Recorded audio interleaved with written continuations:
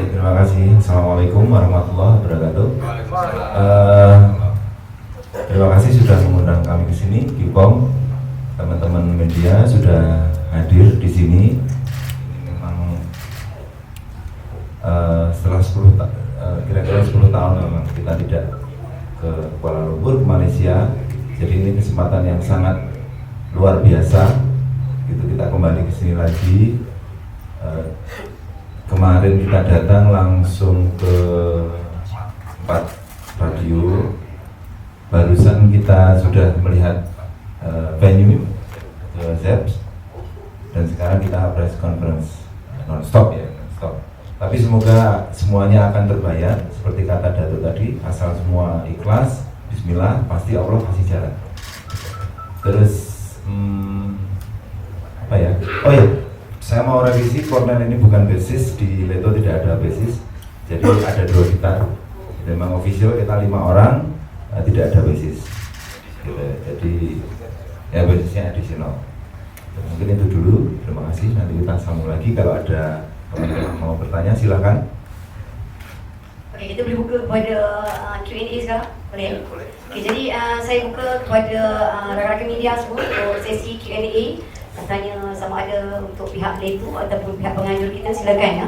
Kat depan ni ada mic, kat sana mic ada yang akhir di sana. Silakan.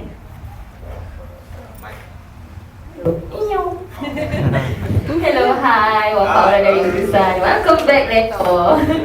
Okay, pertamanya saya ada 18,000 soalan. Soalan pertama mungkin boleh share. Setelah 10 tahun ke Kuala Lumpur, apa dong yang paling dirindukan? Cerita dong.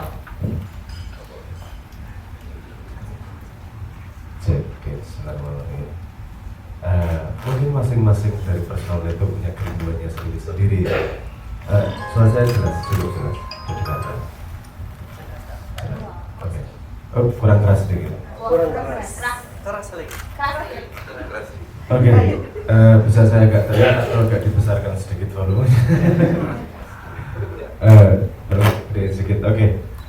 Masing-masing sebagai Leto konser memang mungkin 10 tahun. Tapi sebagai personal main kita mungkin bolak-balik beberapa kali ke Kuala Lumpur, ke Malaysia, karena kita juga banyak teman dan banyak saudara juga di sini. Ini seperti kalau mau ditanyain apa yang dirindukan banyak. Ada yang merindukan makanan, ada yang merindukan teman, dan ada yang merindukan mantan juga. Yang mana? Itu untuk pertanyaan selanjutnya, tapi saya akan menjawab pertanyaan yang ini, bahwa sebagai Leto kita rindu karena kita pernah bertemu dengan banyak teman-teman Malaysia beberapa kali. Waktu itu kita konser beberapa kali di Malaysia sebelum 10 tahun itu dengan berbagai kalangan dan menghasilkan kenangan yang patut untuk dirindukan. Sebagai personal kita masing-masing punya alasannya. Bahkan adik saya pribadi juga sekolahnya di Kuala Lumpur, jadi saya juga sering bolak-balik ke Kuala Lumpur. Sebagai Leto memang 10 tahun konsernya. Mungkin gitu menjawab pertanyaannya. Terima kasih. Soalan kedua, beberapa artis dari Indonesia sebelum ini konsert akan membawakan konsep orkestra, tetapi Leto membawakan gamelan. Mungkin boleh ceritakan bagaimana itu tercipta, dan sebelum ini apakah respon yang diberikan oleh warga negara Indonesia ketika membawakan gamelan ke dalam pentas konsert? Thank you. Leto memang akrab dengan musik tradisional sejak dulu. Akar kita dari musik tradisional juga, tidak hanya gamelan, bermacam-macam musik tradisional. Di komposisi lagu Leto misalnya yang berhubungan dengan lagu Melayu, lagu Senyumanmu itu sebenarnya ada titipan-titipan sedikit-sedikit lagu konsep tradisional Minang dan seterusnya, banyak memang dari dulu. Tapi memang kebetulan juga dengan gamelan ini kita merasa bahwa orkestrasi untuk mengiringi musik tidak harus dari gesek atau konsep tiup yang sudah ada. Boleh dong kita punya gamelan orkestra. Nah, kita mencoba membawa konsep itu, bahwa musik tradisional kita juga cukup elaborate untuk bisa dijadikan sebagai orkestrasi. Nah, Leto sendiri tidak hanya, kita sudah bereksperimen dengan ini cukup panjang. Kita bersentuhan dengan gamelan sudah hampir 15-20 tahun. Sepanjang hidup Leto itu kita sangat akrab dengan dunia musik tradisional dengan gamelan.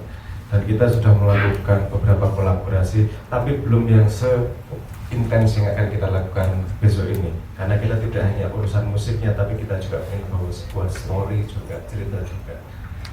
Kita setelah 10 tahun tidak bertemu, kita tidak hanya pengen entertain telinga, tapi juga entertain rasa dan makna. Harapannya seperti itu. Terima kasih. Okey, ada lagi soalan lain?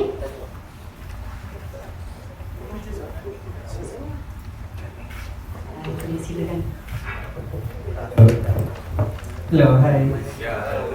Okey, mungkin Leto boleh berkongsi bagaimana persiapannya nanti kan. Ini kan kira 2 kali kamu membuat konser di sini dan pastinya kamu ingin meninggalkan impak yang sangat besar, terutama kepada peminat-peminat yang sudah lama menantikan kamu di sini, termasuk saya.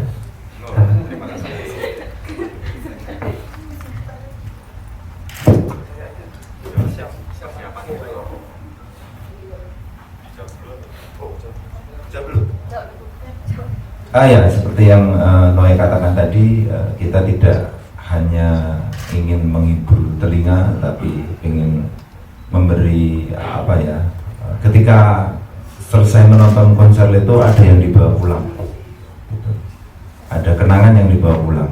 Nah, kenangan itu yang akan kita siapkan dengan serius. Jadi kita akan menyiapkan story ya.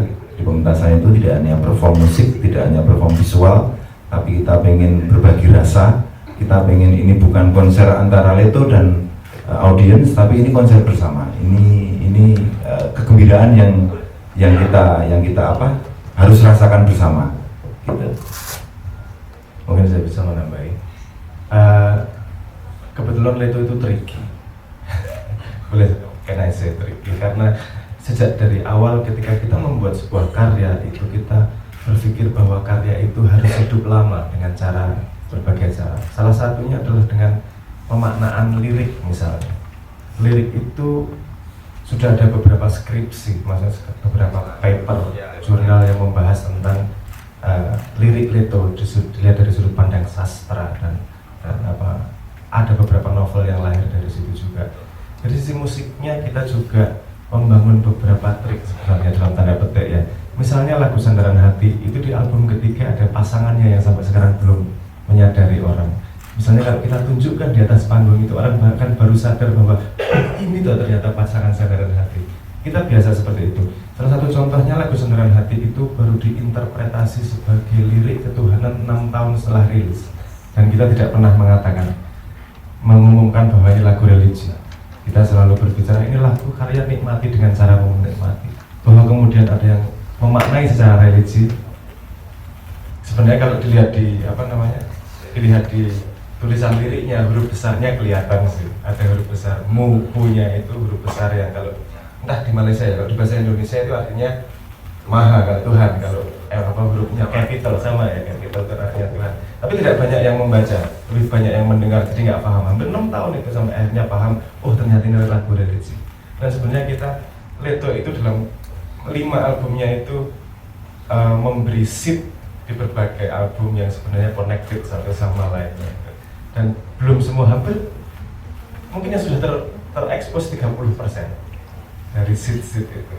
Ada lonceng yang berbunyi 5 kali misalnya, ada apa itu, ada things yang seperti itu, dan ada beberapa yang cukup major nanti akan kita tunjukkan di panggung. Udah lama kok, 20 tahun belum ada yang tahu ya. Daripada nanti kita terkubur tanpa ada yang paham maknanya, kita keluarkan di panggung gitu. Itu dia. Ada lagi soalan lain? Silakan.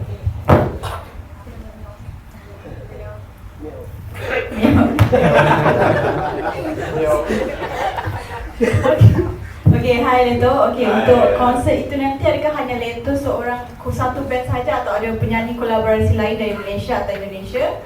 Dan untuk pemuzik yang akan bermain muzik tradisional, adakah akan diimport dari Indonesia ataupun dari Malaysia sendiri?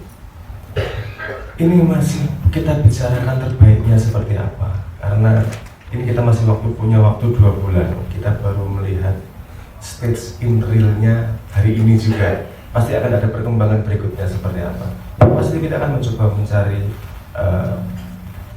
solusi terbaik lah untuk tadi sudah kita ceritakan tujuan pertunjukannya. Sisa dari itu adalah alatnya, bagaimana kita bisa memberi impresi sebaik mungkin dengan tools yang available. Kadang-kadang ingin tidak mungkin kan bisa juga, kita harus negosiasi dan seterusnya. Doakan semoga perjalanannya mudah untuk mencapai ke sana. Pemain gamelannya kebetulan kita kesempatan untuk berkolaborasi dengan salah satu guru-guru kita, guru-guru gamelan kita dari grup yang bernama Kiai Kanjeng.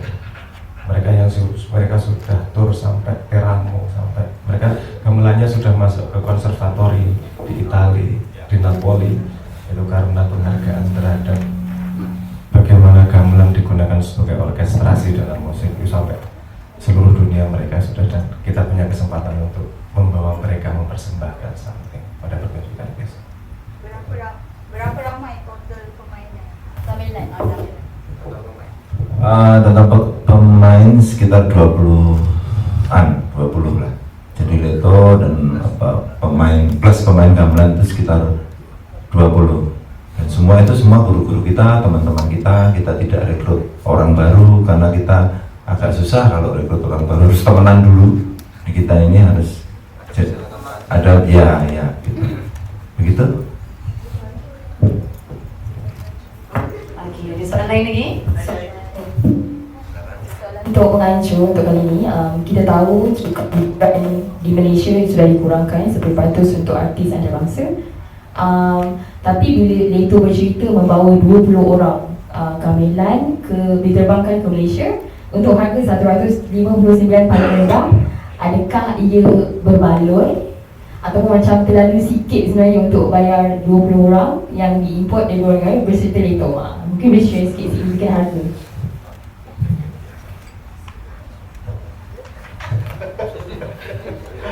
Terkaku sekejap Datuk Nadine. Silakan. Kalau nak menjawab soalan ni dari segi berbentuk nilai yes komersial, saya lebih suka menjawab dari segi nilai show itu sendiri. Kalau ditanya berbaloi, I masih berbaloi lah.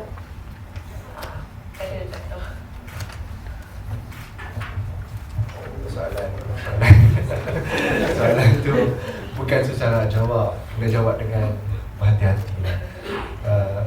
Harga tiket tu kita mengutamakan mengikut perancangan lah, dan kita ada kontrak, kita honor the contract. By right, kita honor the contract. Dari segi ramai atau tidak itu perkara yang kedua. Yang penting nilai yang dah disebut tadi, dan pihak itu pun dah disebut persembahannya akan jadi luar biasa kerana dia satu journey lah dalam 5 album tadi. Dia berkait kan, saya dengar tadi dia berkait, dan dia memberi satu daya sumber kreatif yang luar biasa, insyaAllah dibantu dengan gamelan lah. Gamelan itu satu elemen yang tak ramai player yang boleh jadikan satu combination music contemporary, rock contemporary combine dengan gamelan. Ya, satu masterpiece lah pada saya, insyaAllah. Itu dia, nilai persembahan itu lebih penting ya.